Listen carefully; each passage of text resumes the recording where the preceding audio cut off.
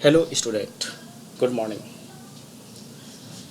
सो Python के इस theory session में हम रिकर्सन से रिलेटेड आगे डिस्कस करेंगे।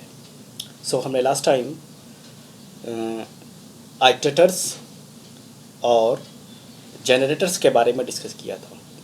आइटरेटर्स में एक एक्सेप्शन जनरेट हो रही थी स्टॉप आइटरेशन की, जो कि प्रोग्राम को एबनॉर्मल टर्मिनेट कर रहा था। उसको हमने स्टॉप करने का लास्ट टाइम, यानी उसको हम कैसे रोक सकते हैं, तो उसका हमने एक लेक्चर दिया था। इसके अलावा पाइथन में जनरेटर्स, जो कि पाइथन आइटरेटर का एक दूसरा रूप है, और दोनों में डिफरेंस क्या है, ठीक है, एक जनरेटर फंक्शन और नॉर्मल फंक्शन में, ठीक है। सो इस सेशन में हम आज डिस्कस करेंगे recursion. So, recursion is a method solving a problem that involves breaking a problem down into a smaller and smaller subprogram until we get a small enough problem that it can be solved trivially. Usually, recursion involves a function calling itself. While it may not seem like much on the surface, recursion allows us to write elegant solution to problem that may otherwise be very difficult to program.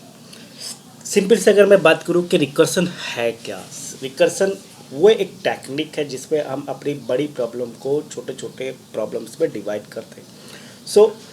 अगर main concept में बात करें अगर, तो recursions are used इन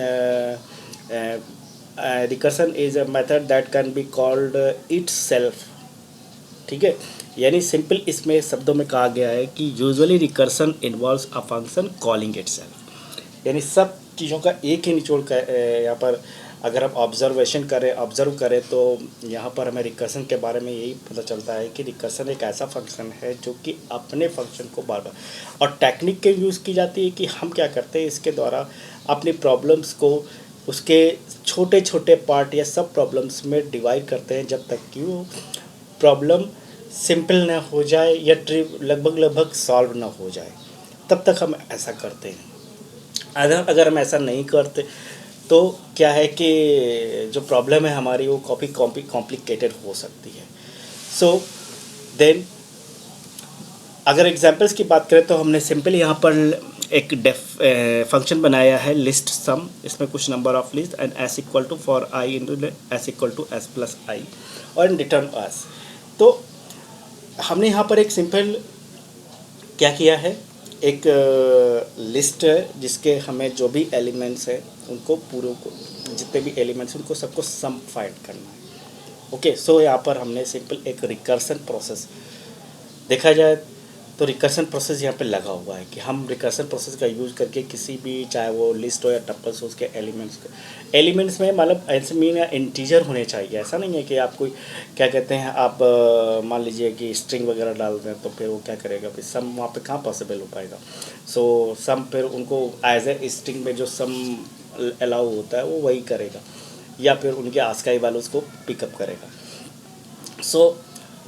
हम बात करें recursion में 3 लॉज होते हैं।